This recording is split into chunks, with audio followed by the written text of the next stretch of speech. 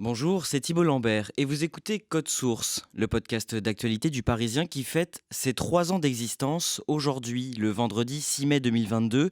Au cours de ces 3 années, nous avons publié plus de 700 épisodes et vous êtes de plus en plus nombreuses et nombreux chaque mois à nous écouter. Alors au nom de l'équipe de Code Source et de toute la rédaction du Parisien, un grand merci pour votre fidélité. C'est une polémique qui bouscule les rangs de la section féminine du PSG depuis plusieurs mois. À l'automne dernier, la joueuse Keira Amraoui, 32 ans, a accusé plusieurs coéquipières d'avoir commandité la violente agression dont elle a été victime en rentrant chez elle le soir du 4 novembre. Depuis, l'enquête a connu plusieurs rebondissements et l'ambiance au sein du club ne s'est toujours pas apaisée. On revient sur cette affaire dans Code Source avec Sébastien Nieto. Il couvre l'actualité du PSG au service des sports du Parisien.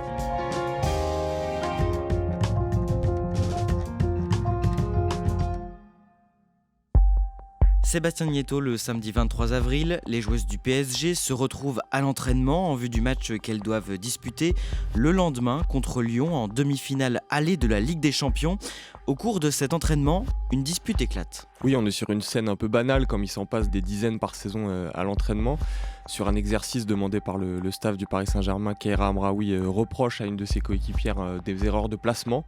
Et il y a un attroupement tout de suite, puisque des insultes sont échangées entre Amraoui et quelques-unes de ses coéquipières. La tension monte et ça met un terme à l'entraînement du PSG. Avant cet incident, ça fait déjà plusieurs semaines que l'ambiance au sein de l'équipe est délétère. C'est très tendu entre Amraoui et plusieurs de ses coéquipières, notamment des coéquipières françaises, donc en l'occurrence Aminata Diallo, Marie-Antoinette Katoto et Kadidiatou Diani. Pour expliquer cette altercation, on va revenir ensemble sur cette affaire qui a terni l'ambiance et les performances du club. Sébastien Nieto, au cœur de cette histoire, il y a la milieu de terrain, Keira Amraoui, 32 ans. Est-ce que vous pouvez nous la présenter rapidement ? C'est une grande joueuse déjà physiquement, elle en impose, elle atteint presque le mètre 80, c'est assez rare dans le football féminin. Elle a un visage très émacié, elle a les cheveux frisés, elle est blonde. Elle est née pas très loin de Roubaix, dans le Nord. C'est là-bas qu'elle commence sa carrière de footballeuse. Et puis elle est très vite repérée, notamment par la S Saint-Etienne, chez qui elle fera ses débuts en professionnel. Je traînais dehors et je jouais qu'au ballon toute la journée. Ma mère, elle demandait tout le temps au club si on pouvait la rentrer et tout. Il disait non. Après voilà, je jouais avec des garçons jusqu'à 13 ans. Je suis allée en centre de formation pendant 3 ans. J'ai joué 1 an à Clairefontaine, après 1 an à Hénin-Beaumont, dans le Nord, et après Saint-Etienne. Keira Amraoui intègre le Paris Saint-Germain en 2012. À partir de là, elle est aussi régulièrement sélectionnée en équipe de France féminine. Elle est comment sur le terrain ? C'est une très bonne joueuse, elle a des capacités physiques au-dessus de la moyenne, notamment grâce à sa grande taille. Elle est élancée, elle court vite sur le terrain, et puis c'est un espoir du foot français à ce moment-là. C'est pour ça qu'elle rejoint le Paris Saint-Germain qui a envie de faire grandir sa section féminine. Elle va très vite s'imposer au bout de quelques mois seulement, et puis intégrer l'équipe de France. En 2016, elle quitte le PSG pour l'Olympique Lyonnais et 2 ans plus tard, en 2018, elle rejoint l'équipe féminine du FC Barcelone où elle remporte la Ligue des Champions en 2021. La même année, en juillet, le PSG annonce le retour de Keira Amraoui qui vient de signer pour 2 ans. Elle se retrouve donc à faire équipe avec une amie proche, la joueuse Aminata Diallo. Ces deux joueuses qui sont plutôt proches, qui s'apprécient, qui partent en vacances ensemble. C'est la première fois qu'elles vont jouer ensemble, ces deux joueuses qui sont heureuses de se retrouver dans ce vestiaire. Comment se passe le début de saison au PSG ? Bien, plutôt bien, même le Paris Saint-Germain enchaîne les victoires et surtout c'est une équipe qui ne prend pas de but. On rappelle que c'est une équipe qui vient de gagner son premier titre de champion de France. Le début de saison est plutôt bon malgré une préparation estivale qui avait été entachée de mauvais résultats. Sébastien Nieto, on en vient au jeudi 4 novembre. Keira Amraoui et plusieurs joueuses de l'équipe passent une partie de la soirée ensemble. Après le dîner, Aminata Diallo propose à Keira Amraoui de la raccompagner en voiture jusqu'à chez elle à Chatou dans les Yvelines. Aminata Diallo propose à Keira Amraoui de la ramener. Il y a aussi Sakina Karchaoui qui est dans la voiture. Et les 3 joueuses repartent vers Chatou, c'est pas très loin. Elles quittent le Chalet des Îles, un restaurant qui se trouve à Boulogne-Billancourt. Aminata Diallo conduit le véhicule, il y a donc 2 joueuses dans cette voiture. Les joueuses déposent d'abord Sakina Karchaoui chez elle à Chatou et à 100 mètres du domicile de Sakina Karchaoui, après l'avoir déposée, il y a un guet-apens qui est tendu à ce véhicule. Keira Amraoui est extirpée de la voiture par un homme qui va sortir une barre de fer, qui va la tabasser. Et pendant ce temps-là, un deuxième homme retient Aminata Diallo pour l'empêcher d'intervenir. Les joueuses voient très vite que ce sont deux hommes qui sont plus forts qu'elles. De toute façon, elles ne peuvent rien faire et ils sont cagoulés. L'agression dure quelques minutes. Que se passe-t-il ensuite ? Très vite, les deux joueuses paniquées rappellent Sakina Karchaoui qu'elle venait de déposer à quelques dizaines de mètres de là. La joueuse arrive, intervient, essaye de porter les premiers secours et les trois joueuses filent à l'hôpital immédiatement pour essayer de soigner les blessures de Sakina Karchaoui. Keira Amraoui est très blessée au niveau des jambes. Oui, elle a très mal et elle va faire constater de graves blessures aux jambes, notamment des hématomes. De son côté, Aminata Diallo n'a pas été agressée et elle va bien physiquement. Une enquête est ouverte le lendemain. Keira Amraoui et plusieurs de ses coéquipières, dont Aminata Diallo, sont entendus par la police judiciaire de Versailles. Que dit Keira Amraoui aux policiers ? Très vite, la piste interne au PSG est évoquée par Keira Amraoui. Pourquoi ? Parce qu'elle quittait un dîner d'équipe, il fallait connaître le chemin emprunté par Aminata Diallo pour ramener les joueuses à leur domicile. Donc il fallait leur avoir indiqué une adresse, il fallait indiquer le type de véhicule. Donc très vite, Amraoui va penser à cette piste interne, elle va donner plein de noms, notamment celui de sa coéquipière Aminata Diallo qui conduisait le véhicule ce soir-là.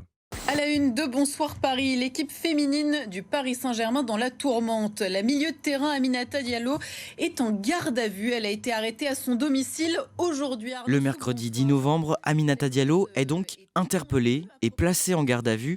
Que cherchent à savoir les enquêteurs à ce moment-là ? Les enquêteurs pensent avoir assez d'éléments pour placer une joueuse comme Aminata Diallo en garde à vue. Ils veulent explorer la piste interne d'une rivalité entre Aminata Diallo et Keira Amraoui. Pourquoi ? Parce que les deux joueuses jouent au même poste au PSG en équipe de France et que Keira Amraoui les a orientées vers cette piste potentielle. En plus de ça, ils ont quelques indices matériels, comme la vitesse du véhicule ce soir-là. Ils pensent qu'Aminata Diallo a conduit très lentement. Et en plus de ça, pendant qu'elle conduisait, elle envoyait des messages. Comment se défend Aminata Diallo en garde à vue ? Elle est très confiante, c'est bizarre pour elle de se retrouver en garde à vue parce qu'elle sait et elle est persuadée qu'elle n'a rien à voir dans cette histoire.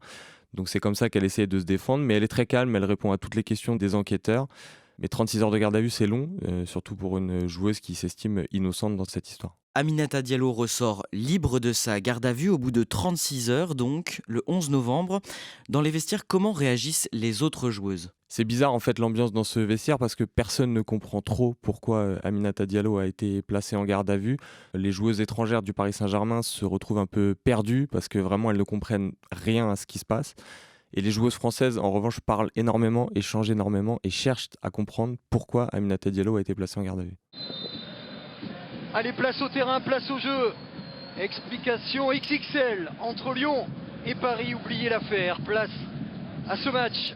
3 jours plus tard, le 14 novembre, les Parisiennes essuient une lourde défaite face à Lyon. Oui, c'est un match qui n'aurait jamais dû avoir lieu, tout simplement parce que les Parisiennes n'avaient pas la tête à jouer ce match. La fédération a refusé le report de ce match, mais malgré tout, il a lieu. Et les Lyonnaises profitent, entre guillemets, de la situation pour enfoncer des Parisiennes qui avaient déjà la tête sous l'eau. Et voilà, elles continuent à les noyer et elles gagnent 6-1 sur le terrain. Et le coup de sifflet de Silvia Domingos, oui, les Parisiennes n'y étaient pas, une soirée cauchemardesque dans cette semaine si compliquée. Mais quel succès énorme de l'Olympique lyonnais. L'entraîneur de l'équipe féminine du PSG, Didier Olé-Nicole, ne cache pas sa déception après le match. Donc le sentiment, c'est la frustration de ne pas avoir pu faire le match qu'on voulait faire par rapport à la qualité de notre équipe et de nos joueuses. Et puis aussi beaucoup de déception pour les joueuses, pour ce vestiaire, à la mesure où il a morflé. Hein. On était sur une très très bonne logique de résultats. Et après, les événements ont fait que tout est devenu plus sombre. Le lendemain, une information judiciaire est ouverte contre X pour association de malfaiteurs et violence aggravée. Et on apprend ce jour-là par le journal Le Monde que le nom d'un ancien joueur des Bleus apparaît dans cette affaire. C'est celui d'Eric Abidal qui a aussi été directeur sportif du FC Barcelone entre 2018 et 2020. Son nom apparaît parce qu'il fait partie des premières personnes à avoir appelé Keira Amraoui quelques heures après l'agression. Et c'est comme ça qu'on apprendra qu'il y a eu une relation extra-conjugale entre Eric Abidal et Keira Amraoui du temps de leur époque au FC Barcelone, lorsque lui était directeur sportif et qu'elle était joueuse entre 2018 et 2021.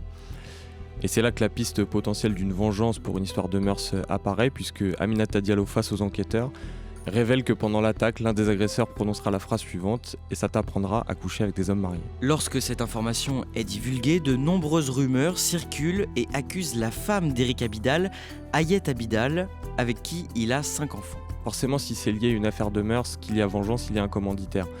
Donc le nom d'Ayette Abidal apparaît à ce moment-là. Le scénario de la femme hors d'elle qui voudrait se venger de l'amante de son mari fait surface, mais il n'y a aucun élément qui peut accréditer cette piste à ce moment-là. Le 19 novembre, dans un communiqué, Ayette Abidal affirme qu'elle a demandé le divorce à Eric Abidal et confirme la relation entre son mari et Keira Amraoui au moment où elle était au FC Barcelone. Comment réagit Eric Abidal ?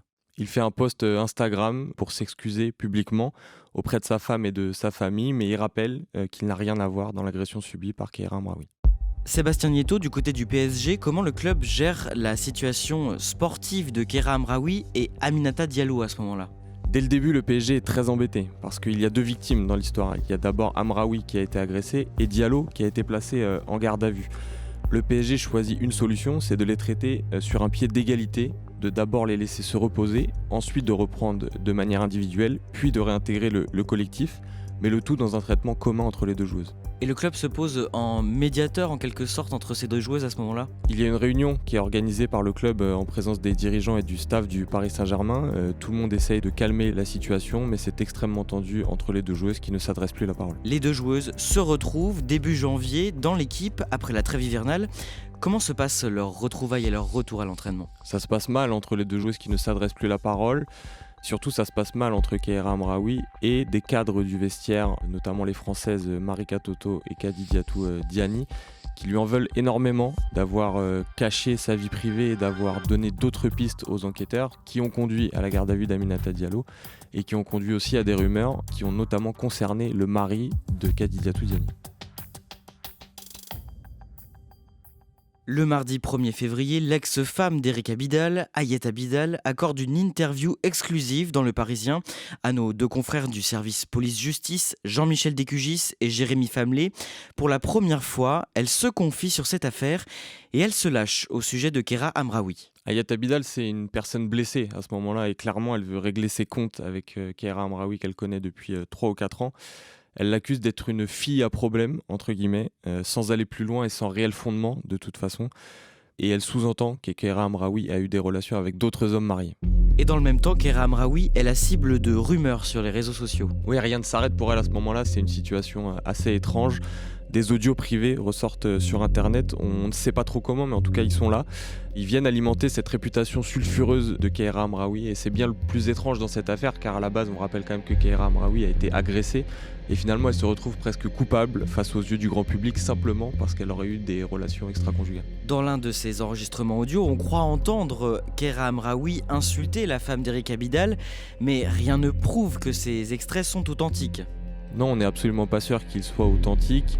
On pourrait éventuellement reconnaître la voix de Keira Amraoui, mais c'est très difficile de les faire authentifier et de toute façon, ils ne serviront pas à l'enquête. Milieu de terrain, Viviane Asseyi, Keira Amraoui. Le mardi 8 février, Keira Amraoui est rappelée en équipe de France par la sélectionneuse Corinne Diacre pour une série de matchs en vue de préparer l'Euro de football.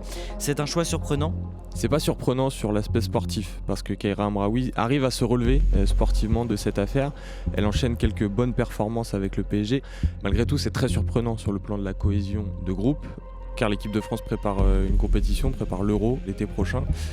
Et pour gagner une compétition, il faut avoir une cohésion de groupe, et malheureusement, ça ne passera pas entre Keira Amraoui et Diani et Katoto. Le dimanche 24 mars, on apprend dans la presse que l'avocat de Keira Amraoui a écrit un courrier à la direction du Paris Saint-Germain.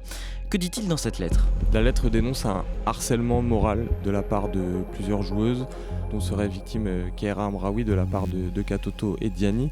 Et dans la lettre, l'avocat demande au PSG d'intervenir pour faire cesser cette situation et préserver la santé mentale de sa joueuse. Quelle forme prend ce harcèlement ? Selon l'avocat de Keira Amraoui, ce harcèlement prendrait forme la manière d'insulte ou de ne pas lui faire de passe sur le terrain pendant les matchs. On en revient au début de cet épisode. Sébastien Nieto, le samedi 23 avril, une altercation éclate donc pendant l'entraînement entre la joueuse Sandy Baltimore et Keira Amraoui. Et quelques heures plus tard, avant la rencontre face à Lyon en Ligue des Champions, cette dernière ne se présente pas au départ du bus. Oui, c'est un départ où toutes les joueuses qui sont convoquées pour le match doivent se présenter. Et c'est une absence qui surprend un peu tout le monde au Paris Saint-Germain. Mais Amraoui n'en peut plus de la situation. Elle le vit très mal, ce qui s'est passé le matin même à l'entraînement. Elle n'a pas envie d'être là. Et des témoins la décrivent même comme un peu paranoïaque sur les dernières semaines. Donc cette fois, elle préfère passer son tour et rester chez elle. Les 22 actrices qui vont nous offrir, on l'espère, un grand match, cette demi-finale aller. Comment se déroule la rencontre ? Assez mal pour le Paris Saint-Germain, mais c'est pas de la faute de l'absence d'Amraoui. Il y a des erreurs incroyables de la part de sa gardienne. Malgré tout, le PSG résiste et finira par perdre que 3-2. L'Olympique Lyonnais qui s'impose 3-2. Et l'OL se présentera au Parc des Princes avec un avantage d'un but. 2 jours après la rencontre, le mardi 26 avril, Kéra Amraoui se présente dans l'après-midi au centre d'entraînement du PSG à Bougival dans les Yvelines. Comment elle est reçue ? 3 dirigeants du Paris Saint-Germain sont présents et la reçoivent pour l'entendre. D'abord sur son état d'esprit et ensuite pour lui indiquer qu'elle sera écartée du groupe pendant 1 semaine. Pour 2 raisons. D'abord, c'est une petite sanction envers Amraoui car elle ne s'est pas présentée au départ du bus et que c'est donc une faute alors qu'elle y était attendue. Mais ensuite, c'est aussi pour permettre au Paris Saint-Germain de passer une semaine plus sereine, de pouvoir préparer tranquillement sa demi-finale retour contre Lyon. Et Kéra Amraoui a pu revenir s'entraîner à partir du mardi 3 mai. Sébastien Nieto, l'enquête sur l'agression de Kéra Amraoui n'avance pas. Ses agresseurs n'ont toujours pas été retrouvés. Est-ce que cette affaire peut ternir sa carrière sportive ? Très clairement, déjà, il n'y a pas d'avenir sportif pour Kéra Amraoui au Paris Saint-Germain. Et très difficilement en équipe de France, même dans le futur. Elle a déjà 32 ans. Elle va quitter le Paris Saint-Germain l'été prochain, mais pour aller où ? C'est un peu la grande question. Sans doute à l'étranger, ou peut-être que sa réputation va moins l'embêter aujourd'hui qu'en France. Mais c'est très difficile pour elle là, de continuer, car elle est à la fois victime dans cette affaire et on l'a dit désormais un peu coupable aux yeux du grand public. C'est celle qui aurait dénoncé sa coéquipière face aux policiers.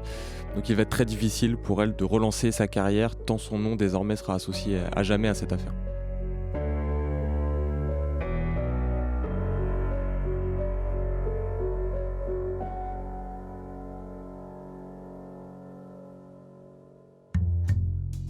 Merci à Sébastien Nieto. Cet épisode a été préparé et produit par Raphaël Pueyo, réalisation Julien Moncouquiol. Code Source, c'est le podcast d'actualité du Parisien. Nous publions un nouvel épisode chaque soir de la semaine. Pour n'en rater aucun, n'oubliez pas de vous abonner sur votre application audio préférée. Et puis si vous aimez Code Source et que vous voulez nous le dire, ou simplement nous laisser un commentaire, n'hésitez pas à nous écrire sur Twitter par exemple, @codesource, ou bien par mail codesource@leparisien.fr.